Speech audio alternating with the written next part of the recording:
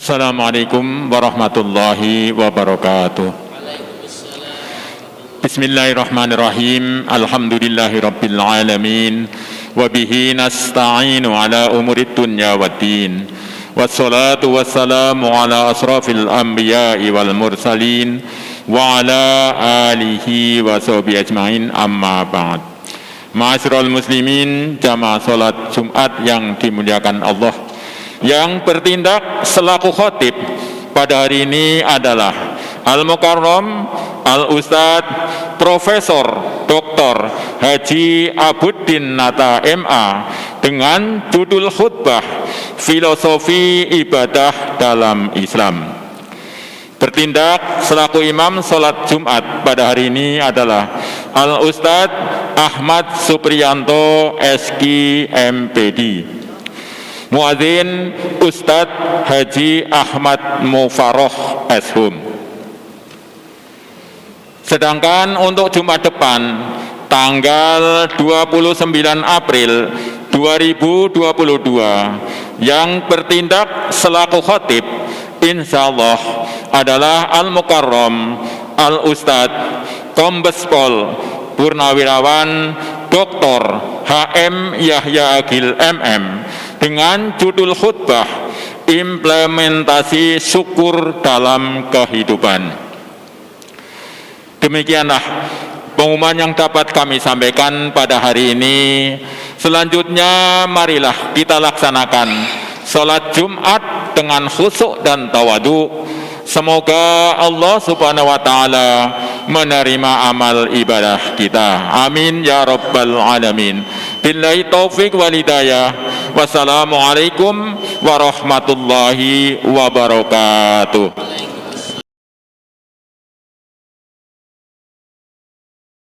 Assalamualaikum warahmatullahi wabarakatuh. Allahu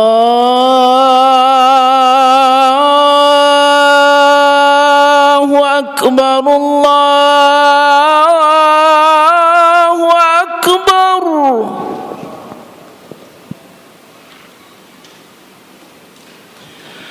Allahu Akbar, Allahu Akbar.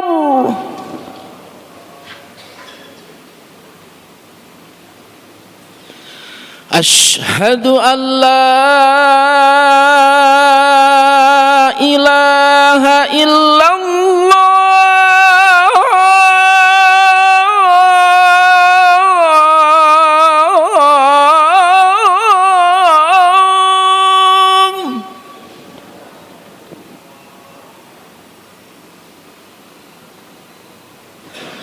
Asyhadu an la ilaha illallah.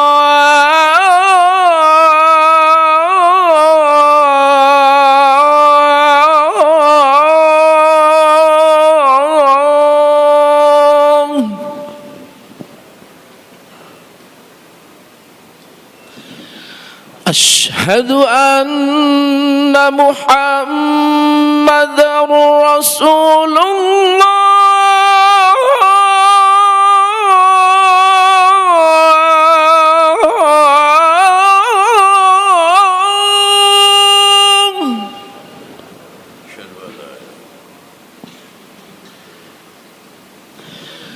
Asyhadu anna Muhammadar Rasulullah.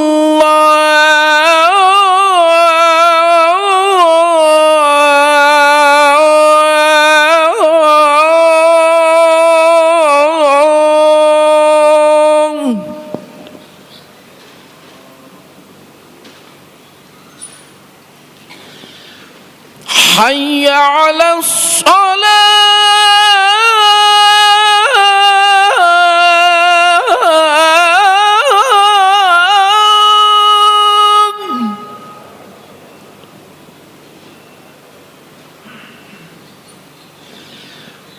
Hayya 'alas shalah.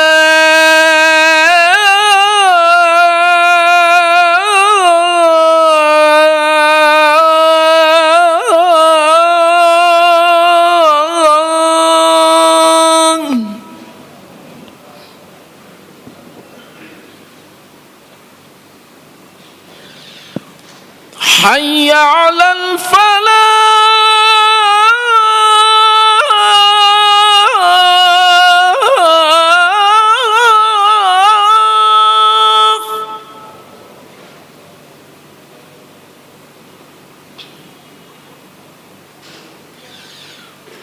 حي على الفلاح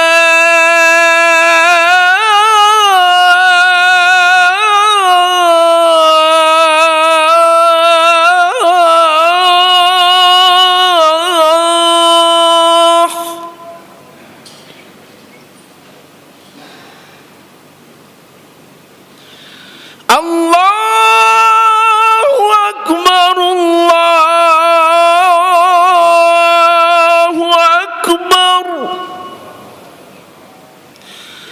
لا إله إلا الله.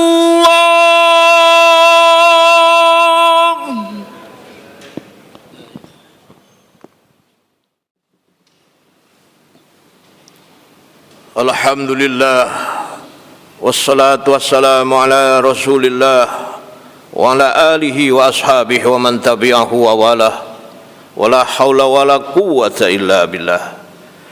Ashhadu an la ilaha illallah wahdahu la syarikalah, wa ashhadu anna muhammadan abduhu wa rasuluh la nabiyya ba'dah. Allahumma salli wa sallim wa barik ala hadha nabil karim wa rasulil azim Sayyidina Muhammad wa ala alihi wa ashabihi ajma'in.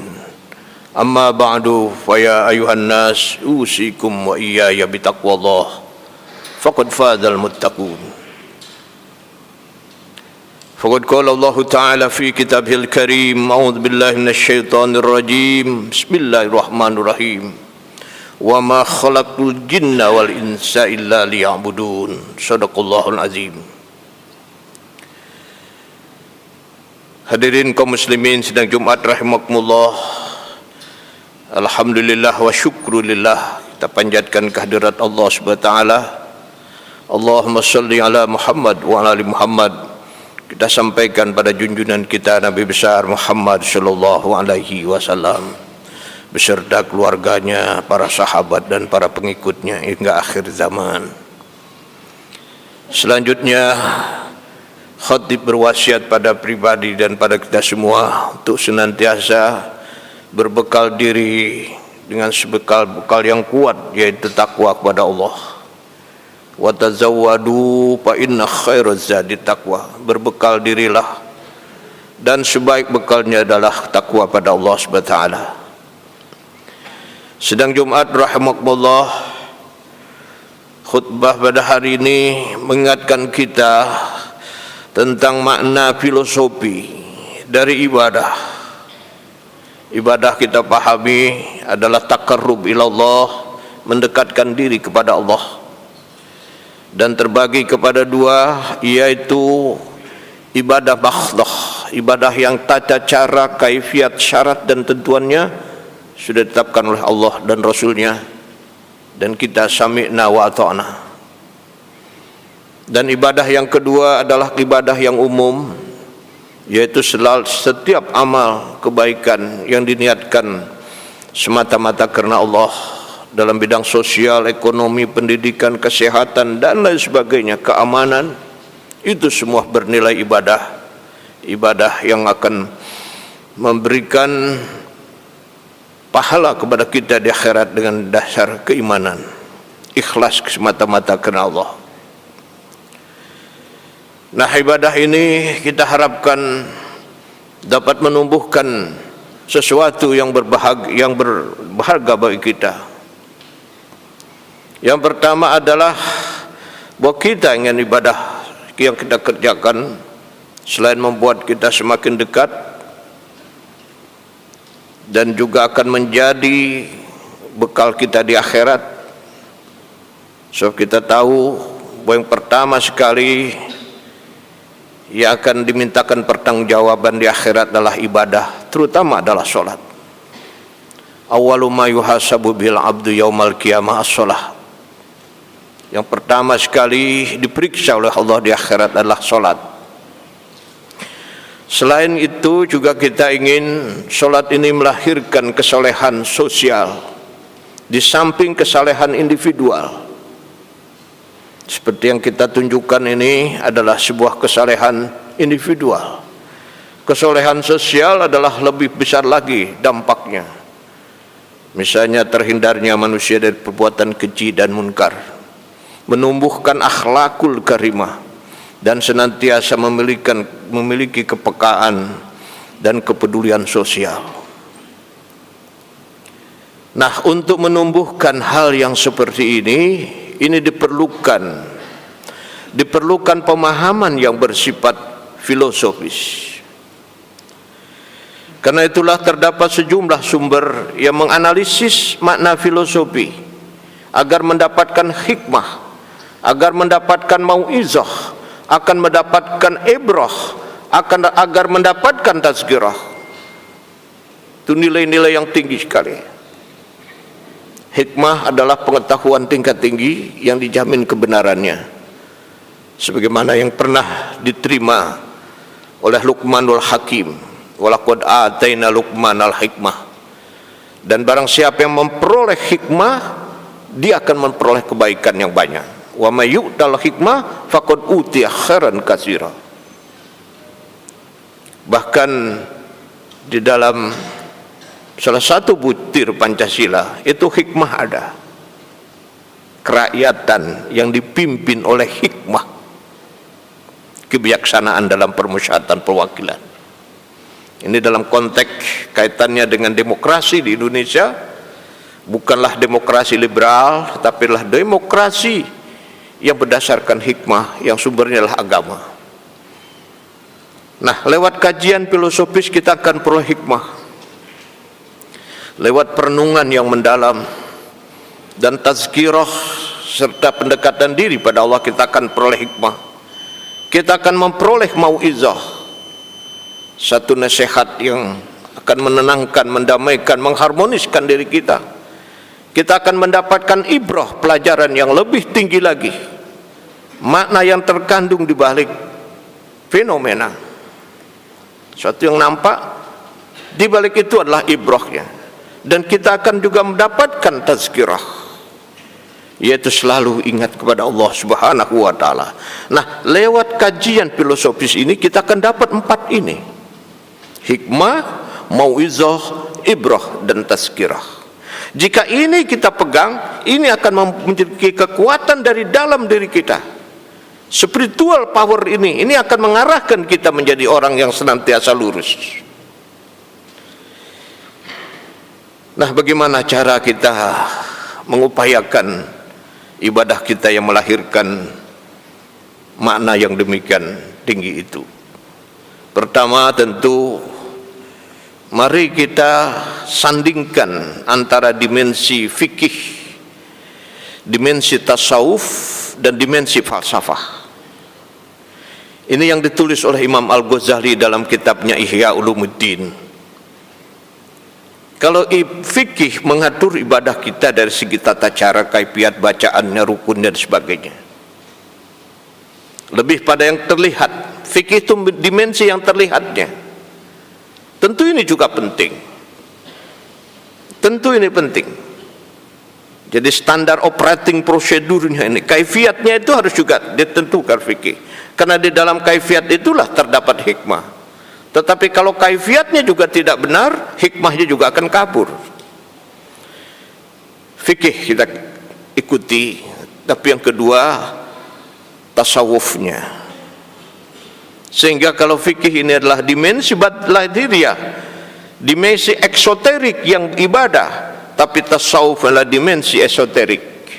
Pada dimensi esoterik itulah hati kita hanya khusus untuk Allah. Inna sholati wa nusuki wa mahyaya wa mati lillahi rabbil alamin.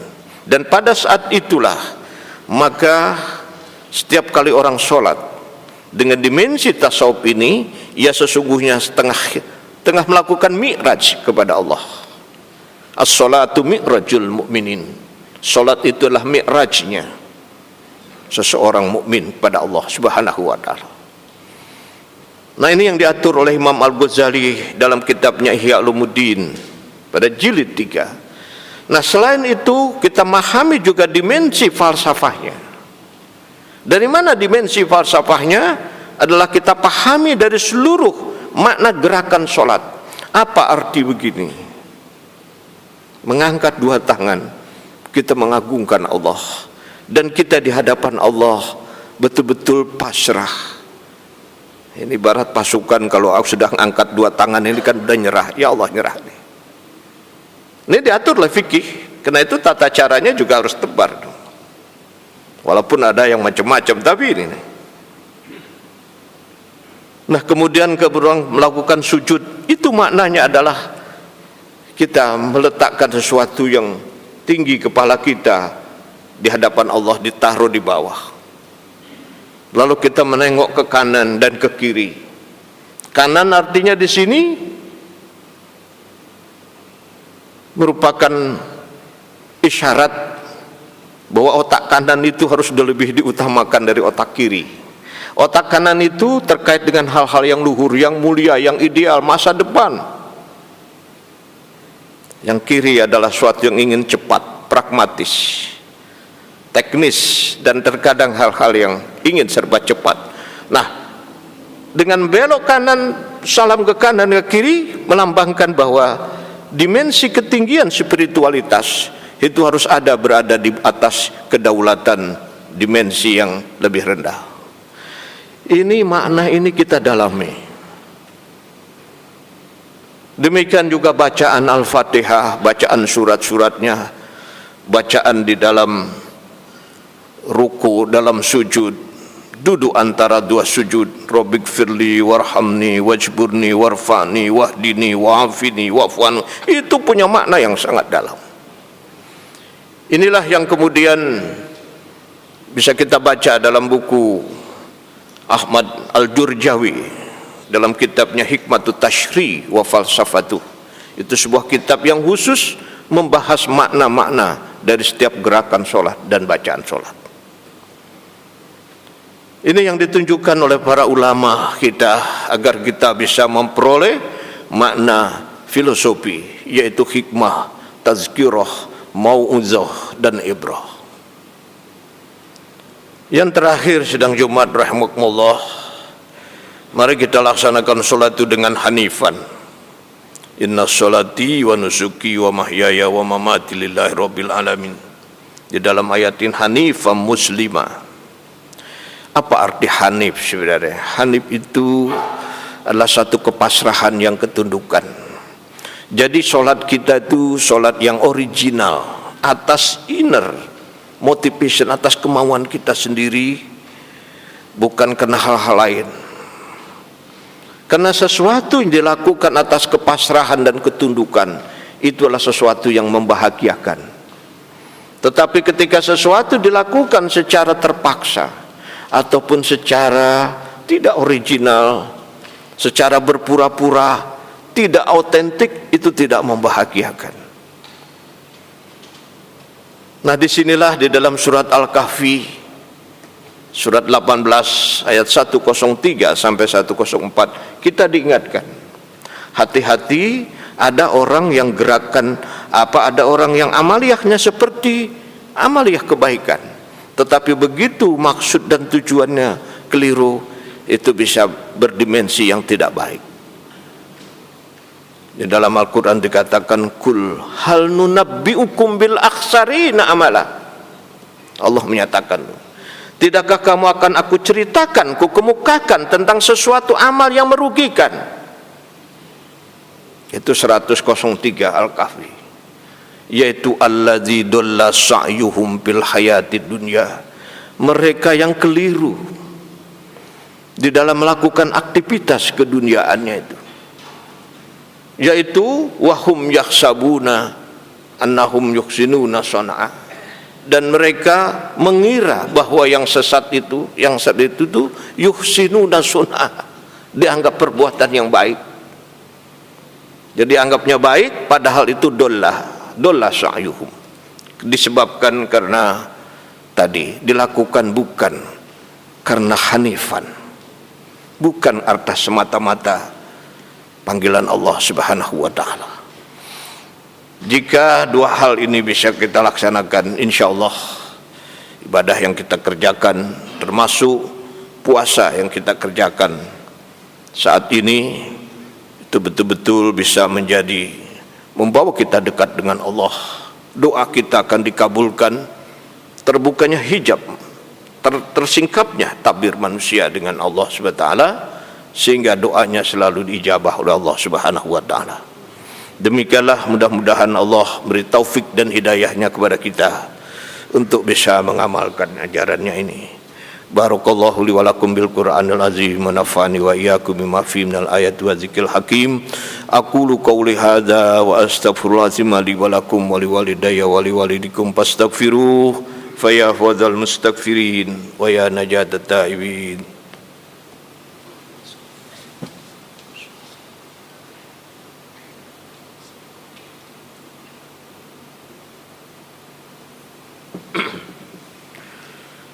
Alhamdulillah hamdan katsiran kama amara, asyhadu an la ilaha illallah wahdahu la syarikalah, irghaman liman jahada bihi wa kafar, wa asyhadu anna sayyidana wa nabiyyana wa maulana Muhammadan abduhu wa rasuluh sayyidul khalaiqi wal bashar. Allahumma bassalli wa sallim wa barik ala Muhammad wa ala alihi wa ashabihi masabihil gurar. Ayuhan nas ittaqullah ta'ala min sima'il lagwa fudulil khabar wa antahu amanahakum an habu adzajar. Wa'lamu anna Allah shalla ala nabi qadima faqala jalla jalalu alima inna Allah malaikatahu yusholluna ala nabi ya ayyuhalladzina amanu sallu alaihi wa sallimu taslima. Allahumma shalli ala sayyidina Muhammad wa ala ali sayyidina Muhammad kama shallaita ala Ibrahim wa ala ali Ibrahim wa barik ala Muhammad wa ala ali Muhammad kama barakta ala Ibrahim wa ala ali Ibrahim fil alamin innaka Hamidum Majid. Wardallahu harmal harbatul rasyidin Abi Bakrin wa Umar wa Utsman wa Ali wa ala baqiyati sahabah wa ala tabi'in wa tabi'in wa man tabi'ahum bi ihsanin ila yaumiddin wa alaina ma hum bi rahmatika ya arhamar rahimin amin. Allahumma ighfiril muslimin wal muslimat wal mu'minina wal mu'minat al-ahya'i minhum wal amwat innaka samiun qaribun mujibud da'awat wa ya qadiyal hajat. Rabbana atina fid dunya hasanah wa fil akhirati hasanatan wa qina adzabannar.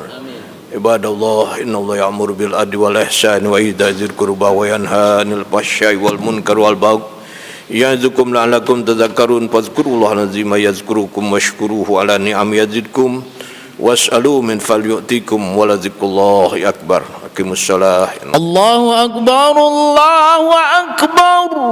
Asyhadu an la ilaha illallah, asyhadu anna Muhammadar Rasulullah.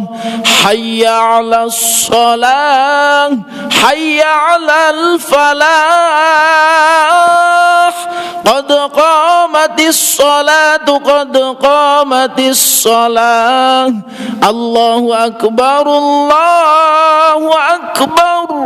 La ilaha illallah. La ilaha illallah Muhammadur Rasulullah sallallahu alaihi wasallam. Sawu sufufakum fa inna tasawwata sufu min tamamis shalah. Luruskan dan rapatkan barisan safnya. Salatu jami'atan rahimakumullah. Bismillahirrahmanirrahim.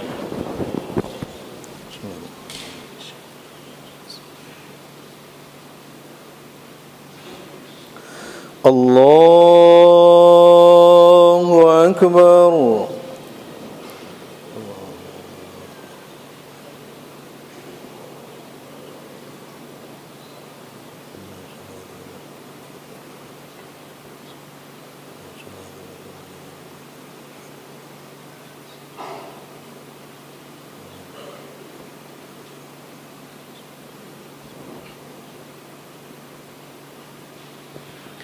Bismillahirrahmanirrahim. Alhamdulillahi rabbil alamin. Ar-Rahmanir-Rahim. Maliki yaumiddin. Iyyaka na'budu wa iyyaka nasta'in. اهدنا الصراط المستقيم صراط الذين أنعمت عليهم غير المغضوب عليهم ولا الضالين.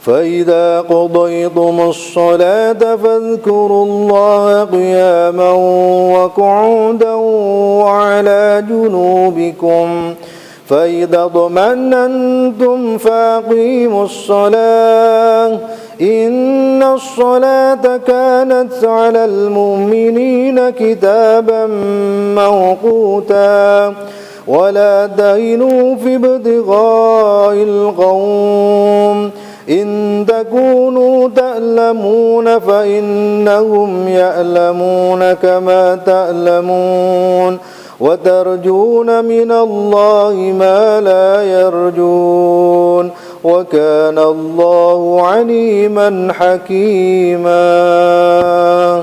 الله أكبر.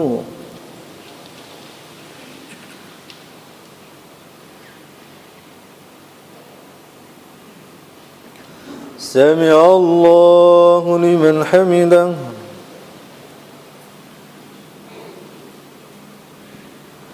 الله أكبر.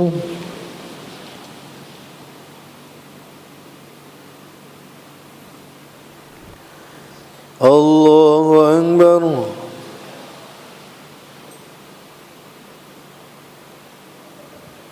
الله أكبر.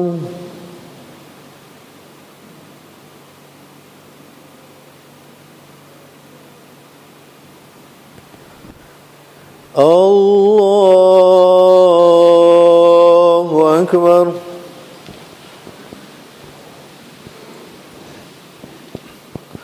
بسم الله الرحمن الرحيم الحمد لله رب العالمين الرحمن الرحيم مالك يوم الدين إياك نعبد وإياك نستعين اهدنا الصراط المستقيم صراط الذين أنعمت عليهم غير المغضوب عليهم ولا الضالين.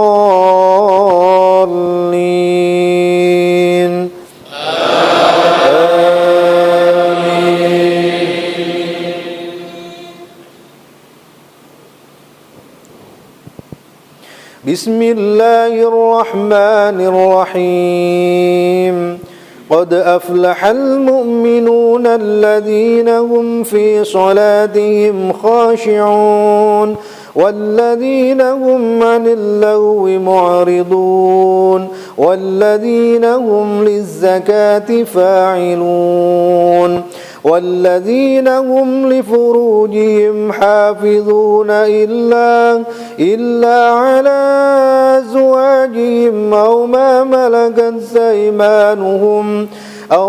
ملكت أيمانهم فإنهم غير ملومين فمن ابتغى وراء ذلك فأولئك هم العادون والذين هم لأماناتهم وعهدهم راعون والذين هم على صلواتهم يحافظون أولئك هم الوارثون الذين يرثون الفردوس هم فيها خالدون. الله أكبر.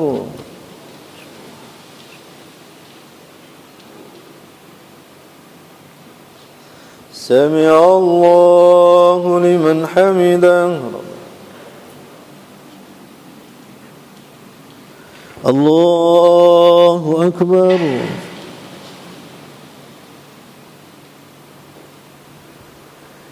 الله أكبر.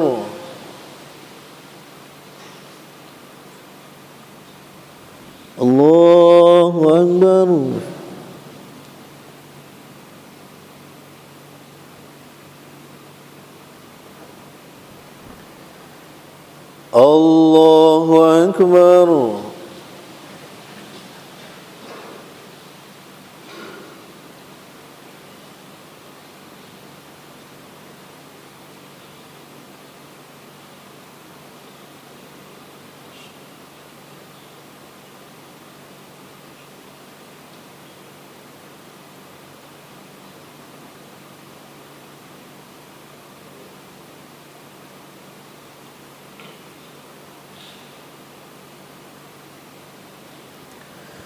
السلام عليكم ورحمة الله. السلام عليكم ورحمة الله.